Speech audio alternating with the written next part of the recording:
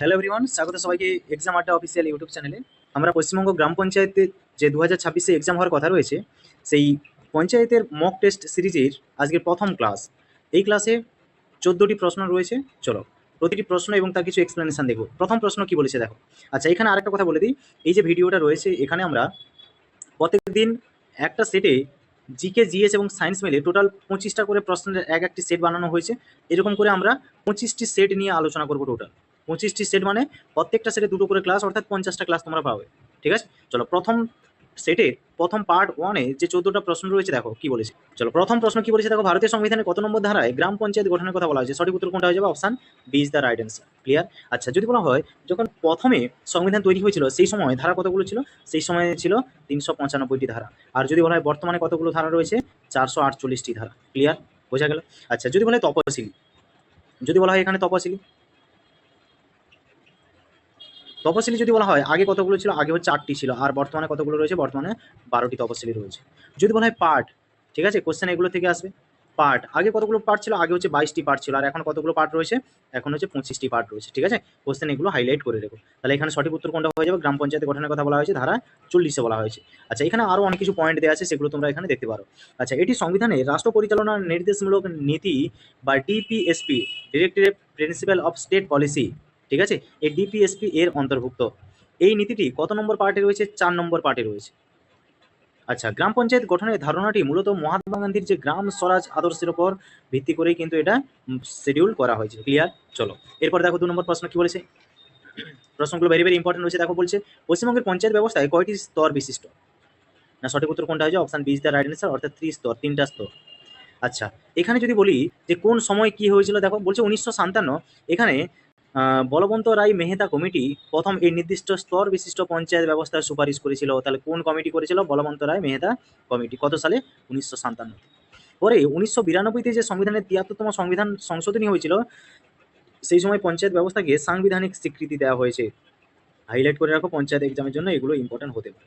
আচ্ছা, আমাদের যে পঞ্চায়েত ব্যবস্থার 3টা স্তর কি কি? 1 নম্বরে রয়েছে কি? গ্রাম পঞ্চায়েত, তারপরে রয়েছে পঞ্চায়েত সমিতি, আর তার উপরে রয়েছে জেলা পরিষদ।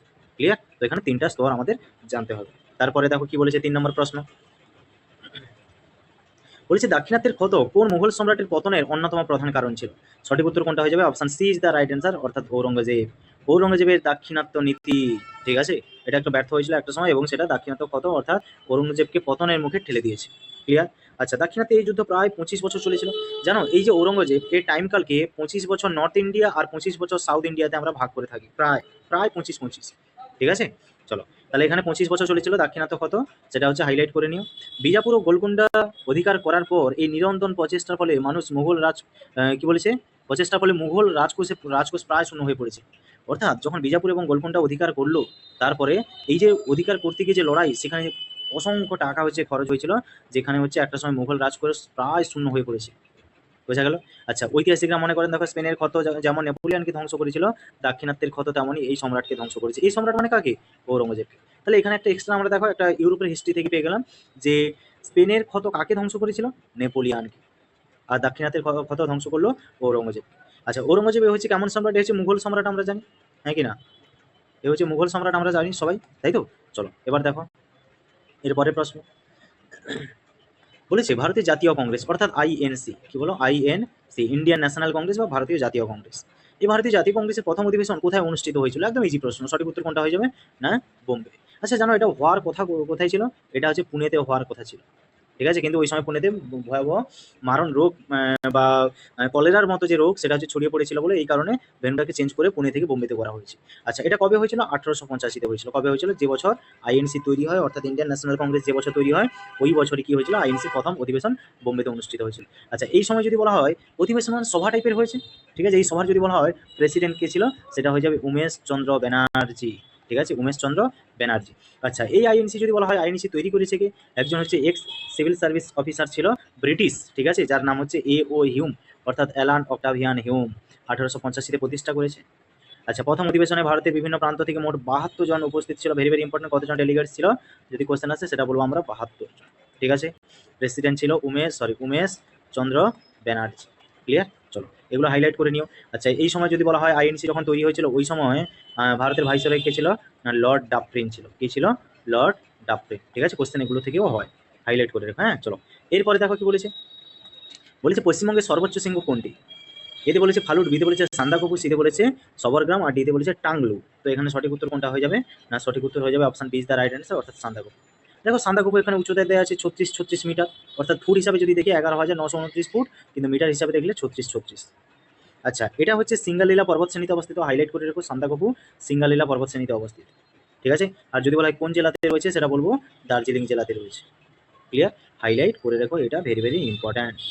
বোঝা গেল? চলো, এরপরে দেখো পরের প্রশ্ন 6 নম্বর কি বলেছে।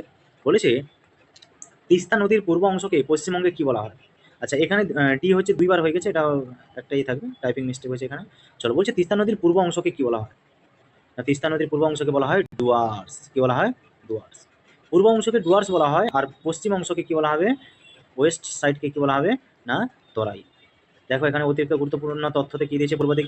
এই অঞ্চলটি ভুটানের প্রবেশদ্বার হিসেবে পরিচিত। পূর্ব দিক ভুটানের প্রবেশদ্বার, তাহলে কাকে বলা হবে? ডুয়ার্সকে বলা হতে পারে। এখানে মাটি চা চাষের জন্য অত্যন্ত উপযোগী এবং এই অঞ্চল ঘন অরণ্যে ঘেরা। কোনটা? ডুয়ার্স। এবার পশ্চিম দিক যদি বলা হয়, নদীর পশ্চিম দিকের অংশটি সিক্ত বা স্যাঁতস্যাঁতে ভূমি, যেটা হচ্ছে তরাই নামে পরিচিত। তাহলে পশ্চিম দিক বললে সেটা হচ্ছে স্যাঁতস্যাঁতে ভূমি হবে, তরাই নামে পরিচিত। ক্লিয়ার, হাইলাইট করে রাখো এগুলো। হ্যাঁ চলো, এরপরে প্রশ্ন কি বলেছে দেখো।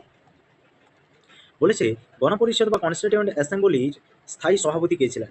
এতে বলেছে ডক্টর বি আর আম্বেদকর, বিতে বলেছে জওহরলাল নেহরু, সিতে বলেছে ডক্টর রাজেন্দ্র প্রসাদ, আর ডিতে বলেছে সচিদানন্দ সিনহা। এটা তো আমরা সবাই জানি। এই সচিদানন্দ সিনহা এ হচ্ছে অস্থায়ী ছিল। এ কেমন ছিল?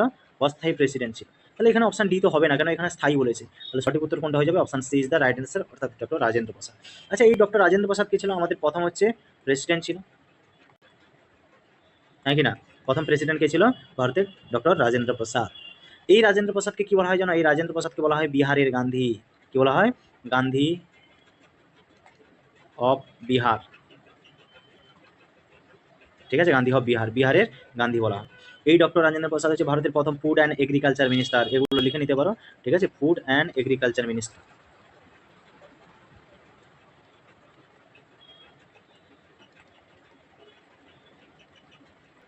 ফুড অ্যান্ড এগ্রিকালচার মিনিস্টার কাকে বলা হয়? না ডক্টর রাজেন্দ্র প্রসাদকে বলা হয়। আচ্ছা, এখানে দেখো, এখানে আরও কিছু এক্সট্রা পয়েন্ট দেওয়া আছে। 9 ডিসেম্বর 1946 সালে গণপরিষদের প্রথম সভা অনুষ্ঠিত হয়েছিল। প্রথম সভায় বয়োজ্যেষ্ঠ সদস্য হিসাবে ডক্টর সচিদানন্দ সিনহাকে অস্থায়ী বা টেম্পোরারি সভাপতি নির্বাচিত করা হয়েছিল। তারপরে 11 ডিসেম্বর 1946 সালে, তার হচ্ছে 2 দিন পরে, পরবর্তী সভায় কি হবে? না স্থায়ী সভাপতি হিসাবে নির্বাচিত করা হবে কাকে? ডক্টর রাজেন্দ্র প্রসাদ। ক্লিয়ার? তাহলে যদি বলা হয় কনস্টিটিউয়েন্ট অ্যাসেম্বলি বা গণপরিষদের অস্থায়ী সভা কবে বসেছিল? 9 ডিসেম্বর 1946।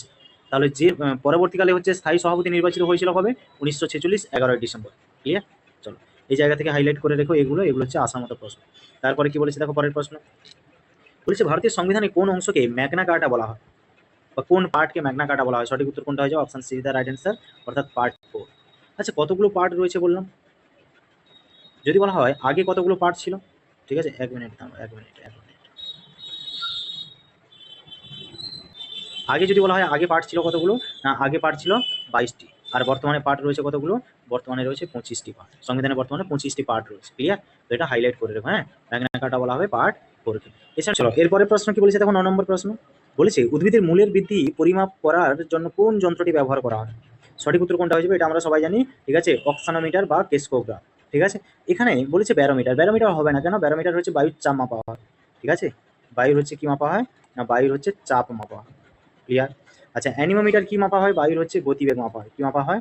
বায়ুর গতিবেগ মাপা হয়। আর হাইগ্রোমিটার কি মাপা হয়? বায়ুর আর্দ্রতা মাপা হয়।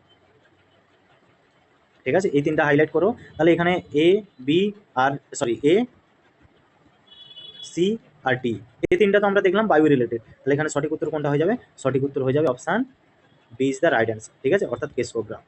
বোঝা গেল? এই যন্ত্রটি বিংশ শতাব্দীর শুরুতে প্রখ্যাত ভারতীয় বিজ্ঞানী আচার্য জগদীশ চন্দ্র বসু আবিষ্কার করেছিল। এই যন্ত্রের সাহায্যে প্রমাণ করা সম্ভব হয়েছিল যে উদ্ভিদেরও প্রাণ আছে এবং তারা বাইরের উদ্দীপনায় সাড়া দেয়। তাহলে কোন যন্ত্র? কেসকোগ্রাফ। ঠিক আছে, এটি উদ্ভিদের বৃদ্ধিকে লক্ষাধিক গুণ বড় করে দেখাতে সক্ষম। চলো, এবার দেখে রাখো এর পরের প্রশ্ন কি বলেছে। বলেছে মানবদেহের বৃহত্তম গ্রন্থি কোনটি? মানবদেহের বৃহত্তম গ্রন্থি হচ্ছে, সঠিক উত্তর কোনটা হয়ে যাবে? Option C the right answer, অর্থাৎ লিভার বা যকৃৎ। ঠিক আছে, আচ্ছা, এটি মানবদেহের একটি বহিঃক্ষরা গ্রন্থি। হাইলাইট করে রাখো। তাহলে যদি বলা হয় লিভার কেমন গ্রন্থি? লিভার হয়ে যাবে বহিঃক্ষরা গ্রন্থি। ঠিক আছে, অর্থাৎ এক্সোক্রাইন গ্ল্যান্ড। চলো, এরপরে দেখো আচ্ছা, এখানে এর কাজগুলো দেওয়া আছে সেটা দেখে নিও। এবার বলেছি বিশ্ব পরিবেশ দিবস কবে পালন করা হয়? সঠিক উত্তর কোনটা হয়ে যায়? Option A is the right answer, অর্থাৎ 5ই জুন বিশ্ব পরিবেশ দিবস। 1972 সালে রাষ্ট্রসংঘের স্টকহোম সম্মেলন হয়েছিল স্টকহোমে। এরপর থেকেই এই দিনটি পালন করা শুরু হয়। প্রথমবার বিশ্ব পরিবেশ দিবস পালিত হয়েছিল 1973 সালে। হাইলাইট করে রাখার মতো পয়েন্ট এটা। প্রথমবার বিশ্ব পরিবেশ দিবস কবে পালন করা হয়েছিল? 1973 সালে। আচ্ছা, পরিবেশ সম্পর্কে বিশ্বব্যাপী সচেতনতা বৃদ্ধি এবং রাজনৈতিক পদক্ষেপ গ্রহণকে উৎসাহিত করার জন্য কি করা হবে? না এই দিবস পালিত করা হবে। ক্লিয়ার? বা এখনো হয়ে আসছে। চলো, প্রথমবার কবে পালিত হয়েছিল এটা একটু দেখে রাখো, ইম্পর্টেন্ট রয়েছে। তারপর বলেছে দেখো, ভেরি ভেরি ইম্পর্টেন্ট প্রশ্ন বলছে, বিখ্যাত হর্নবিল ফেস্টিভ্যাল বা হর্নবিল উৎসব ভারতের কোন রাজ্যে পালিত হয়? সঠিক উত্তর কোনটা হয়ে যাবে? Option B is the right answer, অর্থাৎ নাগাল্যান্ড। আচ্ছা, এই হর্নবিল ফেস্টিভ্যালকে কি বলা হয়? না ফেস্টিভ্যাল অফ ফেস্টিভ্যাল বা উৎসবের উৎসব বলা হয়। ঠিক আছে, হাইলাইট করে রাখো, উৎসবের উৎসব কাকে বলা হয়? Hornbill festival. প্রতি বছর ডিসেম্বর মাসে এটা হচ্ছে পালিত হয়ে থাকে। রাজ্যের বিভিন্ন উপজাতির সংস্কৃতি ও ঐতিহ্য সংরক্ষণের উদ্দেশ্যে ইন্ডিয়ান হর্নবিল পাখির নাম অনুসারে, যেটাকে যে ধনেশ পাখি বলা হয়, সেই পাখির নাম অনুসারে কি করা হয়েছে? না এই ফেস্টিভ্যাল পালন করা হয়ে থাকে। কোথায়? নাগাল্যান্ড। ক্লিয়ার? চলো, এবার দেখো 13 নম্বর প্রশ্ন কি বলেছে দেখো। বলছে কোন পঞ্চবার্ষিকী পরিকল্পনার সময় ভারতের সবুজ বিপ্লব বা গ্রিন রেভলিউশন সূচিত হয়েছিল? ভেরি ভেরি ইম্পর্টেন্ট প্রশ্ন। সঠিক উত্তর কোনটা হয়ে যাবে? Option C is the right answer, অর্থাৎ তৃতীয় পঞ্চবার্ষিকী পরিকল্পনা। বোঝা গেল? আচ্ছা, মূল ভিত্তি দেখো, এই বিপ্লবের মূল ভিত্তি ছিল গম ও ধানের উচ্চ ফলনশীল বীজ, ঠিক আছে, আধুনিক সেচ ব্যবস্থা এবং সারের ব্যবহার, এগুলো হচ্ছে কন্ট্রোলে নিয়ে আসা। ঠিক আছে, এবং এগুলি দ্বারা যাতে হচ্ছে এমন কিছু প্রয়োগ করতে হবে যেগুলো দ্বারা আমাদের কি হবে? না শস্য হচ্ছে বেশি পরিমাণে উৎপাদিত হবে। আচ্ছা, যদি বলা হয় বিশ্বের সবুজ বিপ্লবের ফাদার বা পিতা কাকে বলা হয়? সেটা হয়ে যাবে নরম্যান বোরলগ। হাইলাইট করে রাখো, বিশ্বের সবুজ বিপ্লবের জনক কাকে বলা হয়? নরম্যান বোরলগকে। আচ্ছা, আমরা তো দেখলাম বিশ্বের সবুজ বিপ্লবের জনক বলা হয় নরম্যান বোরলগকে, কিন্তু ভারতের সবুজ বিপ্লবের জনক কাকে বলা হবে? না এম.এস. স্বামীনাথনকে। হাইলাইট করে রাখো, এম.এস. স্বামীনাথন। ক্লিয়ার? চলো, এগুলো হাইলাইট করে রাখা খুবই জরুরি। চলো, এরপর দেখো লাস্ট প্রশ্ন আজকের ক্লাসের। বলছে কোন সুলতান রক্ত লৌহ নীতি বা ব্লাড অ্যান্ড আয়রন পলিসি গ্রহণ করেছিল? সঠিক উত্তর কোনটা হয়ে যাবে? না Giasuddin Balban. Very very important প্রশ্ন।